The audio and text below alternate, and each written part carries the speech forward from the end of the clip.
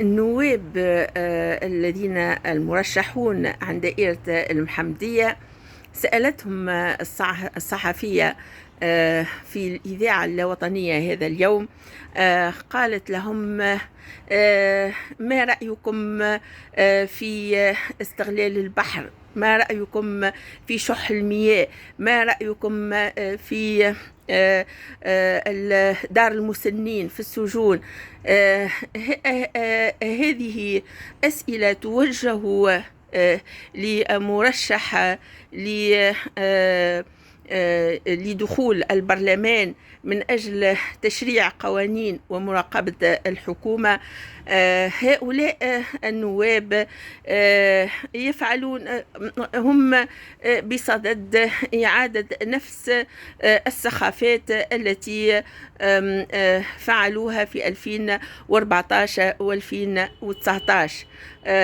فما ارتقوا قليلا ووجهوا أسئلة في المستوى لهؤلاء المرشحين الذين كان يجب عليهم أن يقدموا أنفسهم وفضائلهم هم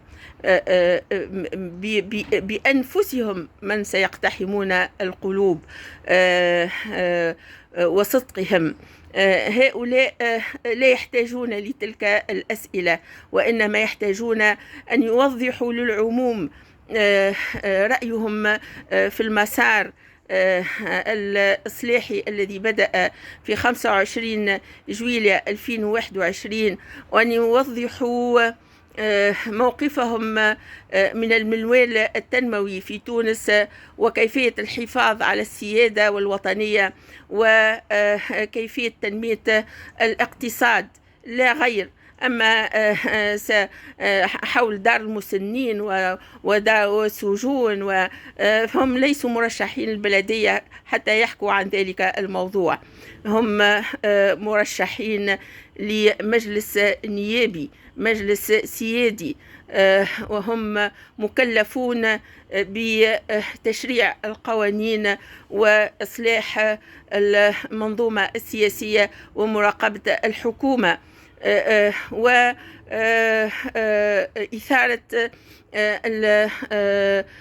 وإثارة بالبرلمان المواضيع التي تحل المشاكل المواطنين لا غير. فارتقوا قليلا من فضلكم. الناس لن تنتخب هذا وذاك عن رأيه في دار المسنين أو رأيه في السجون، وإنما تنتخبه لذاته كشخص مقنع وكشخص له نظرة شاملة حول الإصلاح في تونس، إصلاح الدولة والإصلاح التشريعي. والسلام عليكم.